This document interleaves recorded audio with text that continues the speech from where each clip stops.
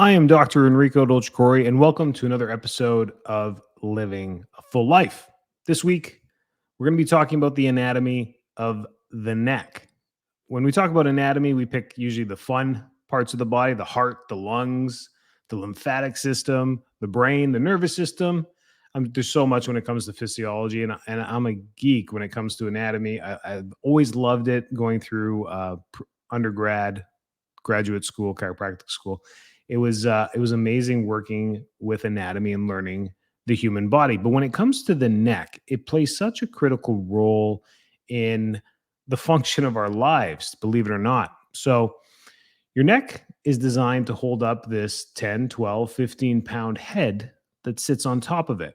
And the neck is composed of strong muscles, a spinal column, and lots of arteries, veins, everything runs through there because it pretty much connects your brain to your body. It's part of that. You think it would be designed a little bit more secure, don't you think? Do you think the design would be like heavy armor around our neck? But anyways, the neck runs the brainstem, runs through there. The arteries and veins we talked about run through there, and the spinal cord, which is the most important thing that runs through our neck. Our brain sits in our cranium in this encased bowling ball, literally, and it's surrounded by fluid called cerebrospinal fluid. And I always teach it when I go to like the second grade classes and teach, about what chiropractors do. I tell them, our nervous system is encased in a water balloon, and that's a cerebral spinal fluid. It's like a water balloon. Think of it as a water balloon filled with something in there in the middle, like a toy, and it's just filled with water as well. So the water around the toy is protecting it from breaking. That's literally what the cerebral spinal fluid does. It keeps a free floating hydration of the brain and the spinal cord so that it can run through there. So the neck plays a critical role in transmitting the information back and forth through the spinal cord. And that's where we're going to get to here. As a chiropractor, we take tons of x-rays on people. Virtually every single new person that comes to our office will take an x-ray of their spine to make sure and determine where the health of it is so that we know what to do. And I tell the patients, the reason I take imaging is so I know what not to do. That's, the whole point of this is to help you not make anything worse or hurt you in any way. So we do that and we take that x-ray. And what we see a lot of is what's called military neck. It was termed and coined over 50 years ago as the straightening of the neck. Naturally, we should have a curve in our neck. When you take an x-ray from a side profile, so someone facing the side, you should see a curve, a C curve in their neck. And then it should curve opposite in the mid back. And then we get another nice C curve in our lower back. So when you tie all three of these together, they make a nice S-shaped spine from the side. From the front profile, we should be as straight as possible, relatively straight as possible. And that's just to secure better alignment and better health for the discs and all the anatomy between the bones in the spines. But when it comes to the neck, my PSA today is the loss of this curve. I've been talking a lot over the last 15 years about how I'm seeing this in younger and younger kids. And I just took an x-ray yesterday of a 14-year-old that just reminded me again, this is just so common in the teenage years now when it wasn't 20 years ago when we were taking x-rays. And the biggest reason for this is ergonomics. It's our posture. We've changed a lot over the last 200 years. We've evolved because of that. And what's ended up happening is we just naturally are progressing these curves to disappear at a younger age. They're so important, as we talked about, because of the flow of the spinal cord. That's always what we have to think about is how is the brain going to communicate with the body? How is every single message going to be sent from the brain to the body? And how's the body going to communicate back to the brain to relay the reception of the information that it gets? It's the lifeline of our entire lives. So kind of important. It runs everything. People are like, I gotta get my heart checked, or we do HRV in our office. We check people's hearts, heart rate variability to see how well the function between the brain and the heart is, not the heart. So I tell them, hey, don't worry. This is not a cardiology test. If you see a low score or anything like that, don't freak out. This isn't, you don't need to go run to the cardiologist. It's just your brain. And we all laugh. They're like, well, isn't that more important? I'm like, that is more important. Good. That's the whole point of that, is it is more important. That's what we're checking to make sure that everything's connected. So we use all these tests, thermography, HRV, everything's to measure brain function. And then you take an X-ray, like, oh boy, the loss of that curve. And I like catching it in a younger population because they're healthy, their discs are healthy, they're hydrated. I mean, they're in good shape. They're just losing some posture. So why is this happening, and what does it cause when this happens? And they're actually very common symptoms that people start to go to their medical doctor, their primary care physician, their chiropractors, their physical therapists because of this. It usually starts with neck pain or headaches, right? Neck pain is the most common symptom of military neck. We lose that curve. We start to get discomfort, and we start to get stiffness, especially when you're trying to turn or look. You just feel stiffness in the neck. In the older population, in the senior population, they'll come in saying, "Oh, I feel all the cracking and popping in my neck when I try and turn left and right, or I can't." And they're doing it, and they can barely turn their head. That's the effects of a military neck over decades. That what ends up happening, and I already know before I take the X-ray what is going to happen. You're going to take this X-ray.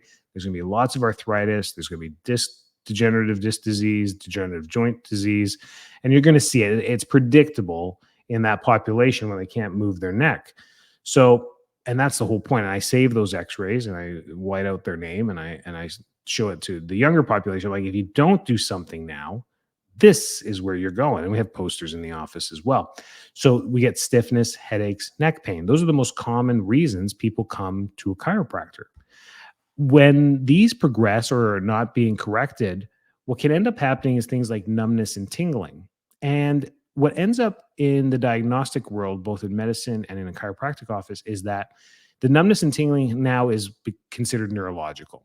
Some headaches and migraines can be considered neurological as well. And we would send the patient for an MRI, either a brain or a cervical MRI, to now look at the soft tissue as well as not just what we see on X-ray. And the problem with this is 50% of those MRIs come back normal. There's really nothing going on. And usually there's a slight comment of loss of curve. But remember, in an MRI, you have to lie down in a tube, and that's not how we hold ourselves normally. So when we take X-rays in our office, we're standing or seated because that's how we live our lives. But the MRIs come back negative. And then you're like, well, what's the problem? And it all ties back to military neck, the straightening of the neck. Military neck is also known as text neck now. We've modernized it because people are not enrolling in the military as they used to. So the most common thing is text, now it's called text neck because we put our heads down and we're looking at these smartphones. That's the issue. So numbness and tingling can be, even though there is no pathology in the neck, like a disc herniation or, a pinched nerve or anything like that. It's that straining of the neck that's compressing and putting pressure on the nerves that are coming out of the spine. So to go back to anatomy, we have our brain. It turns into the spinal cord at the brain stem, which is at the uppermost part of our neck, and it's about 1.5 inches long. And then from there downward, about C3 downward, it is the spinal cord. And the spinal cord does not go all the way down to our tailbone. It floats to about the lower rib cage, at the end of the rib cage, and that's where it ends. And it turns into like these fiber optic cables that I like to call them. So it's a cool anatomy that the spine has. And the brain stem at C1, C2 it's the brain. That's why we don't call it the spinal cord. We call it the brain stem because it has so much brain function to it. It's part of the cerebellum, and it controls primal things like balance, movement, proprioception, all the things that you don't have to think. That I call it the sensory part of the brain, where all the sensory from the body is relayed right through there, through the brainstem, and then the brainstem knows where to put it to the brain, whether it's optic, visual, taste, hearing, whatever senses it is, balance, coordination. It's all right there.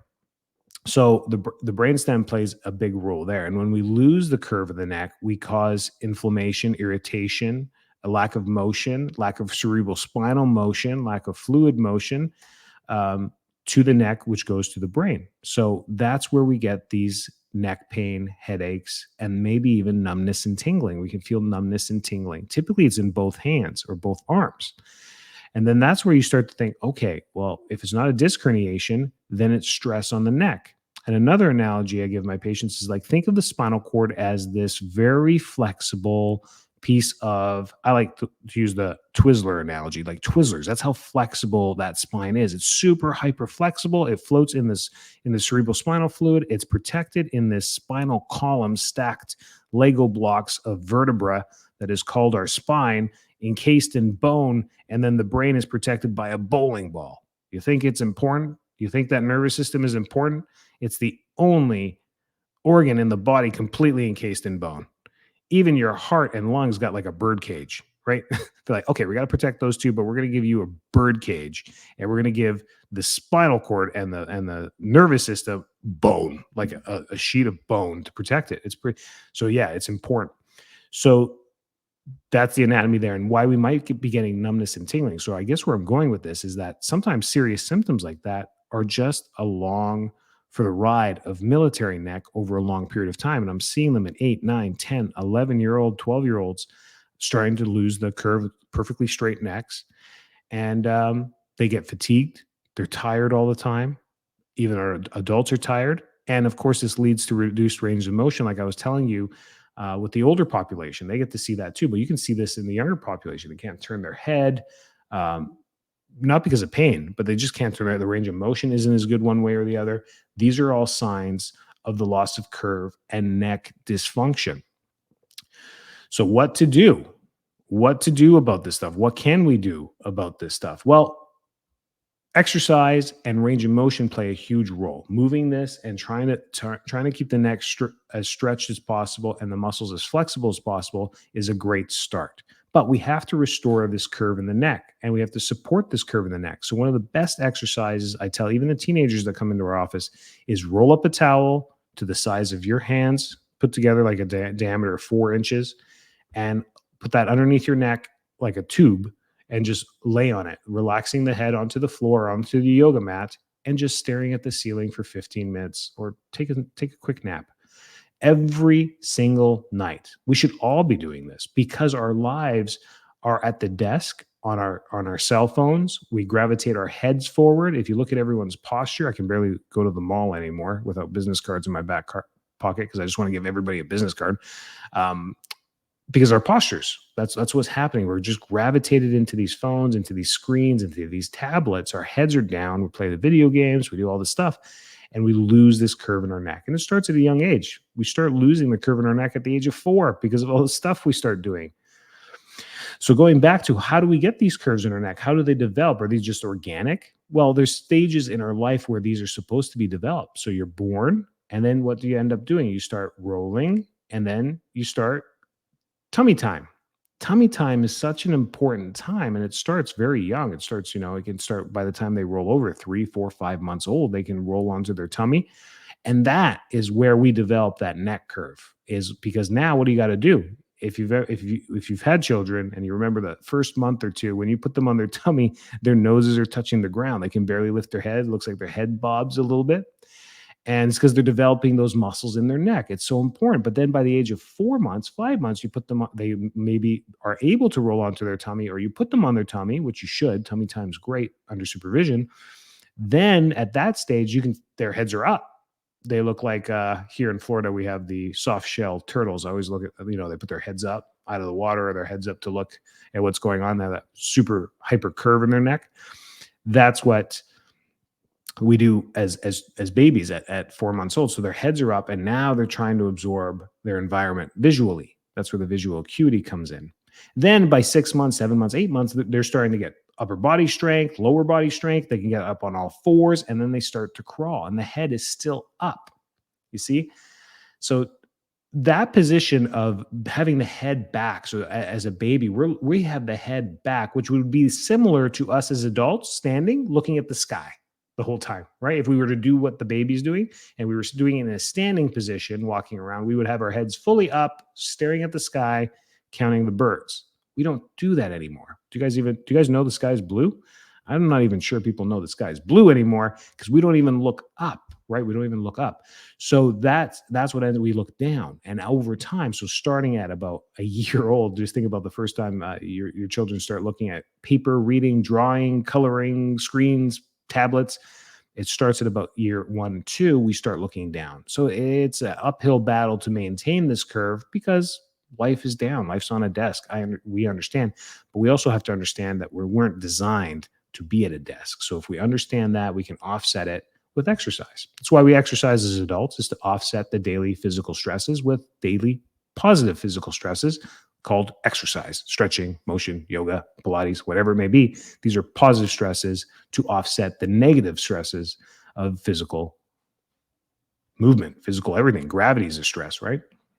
So that's the development of the neck. And that's what we see with that. So that's one great exercise, is a cervical roll. You see these gimmicks online as well, the little plastic things you can buy for like $20. They're soft. They have, those are all, you know what? Great. They're great because they all support that lordosis, is called, the cervical curve in the neck. And those are great as well. Orthopedic pillows. If you're a back sleeper, those curved pillows are absolutely fantastic because they're meant to support the curve of the neck. I like them. I'm a fan of them. I'm just not a fan if you're a side sleeper, because that curve never fits the right position and you can never get comfortable with that side positioning with those orthotic pillows. But that's okay. So play around with that. You want to develop that. If you have any of those symptoms, neck pain, neck stiffness, headaches, people come in, they're like, I get the normal amount of headaches. Jimmy, how often do you get headaches? Just the normal amount. Jimmy, I haven't had a headache in like 14 years. What are you talking about? What's the normal amount of headaches? And they're like, oh, like once a week. I'm like, no, that is not normal. Like, you're not supposed to get headaches. So we talk about hydration, caffeine, all the chemical things that could cause headaches. Take an x-ray, and guess what it is? Straightening of the neck. Now to restore a curve. Now, let's be honest. Let's say you want to take the time to do this with a chiropractor or without a chiropractor. 2 years. 2 years of continuous habitual changes, like the roll I just showed you with the towel, whether it's cervical traction that you're doing, a traction device that your chiropractor may prescribe to you, in-house traction, rehab, physical therapy, whatever it may be. It's 2 years of a conscious effort to restore this and counterbalance the stresses from every day. I hope that makes sense. It took time to lose the curves. It took time to get to the point where we're at. It takes time to reverse these things. In our office, when people come in, within a couple weeks, people are feeling better. The headaches are no longer happening. The neck pain is a lot better. The range of motion starts to improve, because chiropractic that's what therapy is it's to fast track the results. The reason you go hire somebody for anything is like, listen, I don't want to tint my windows. This is going to take me all day. I'm going to go pay someone to tint my windows on my car so that I can go do something else. Go play golf, come back and pick up the car, and it's done. I did nothing, but I exchanged some money for a service. Makes sense? Or I don't want to power wash the entire house, right? It's going to take a half a Saturday. I'm going to hopefully hire somebody that can do this for $1 million, $1 billion. But that's the whole thing there. So same thing with your chiropractor. It's like, listen, chiropractor guy, gal, I got a straight neck. I think I do. I listened to that podcast from that guy out in Florida. I think I have a straight neck. Can you check it? And you're already prepped to know this is going to take 2 years of doing the exercise, and your doctor should show you. And you do want to go to a rehab type chiropractor, spinal correction chiropractor, spinal correction facility. They have usually the tools and the rehab area and the know-how to do this work. It's typically in-house chiropractic adjustment, some type of vibration therapy, because the vibration therapy is what changes the position of the spine after the adjustment and holds it. It's a cartilage, believe it or not, cartilage and balance exercise that we do. Then can be physical traction of the neck, traction, vibration, decompression, whatever it is of the neck. So they'll have some extra equipment that maybe most chiropractors don't have. So looking into that, spinal restoration, spinal curves, that's called the Pedibond technique, the Pedibond equipment, the CBP, chiropractic biophysics. That's a technique in chiropractic. So just some tools for you if you're looking into that. Yes, I talked about chiropractic the most because I am a chiropractor, but honestly, when it comes to restoring the spinal curves and biomechanics, there's not much out there in the medical field that focuses on that. So you only have one avenue to really go, and it's probably the fastest way to do it and the most effective. Great. I hope you enjoyed this episode. Stay healthy, stay well. Catch you next time.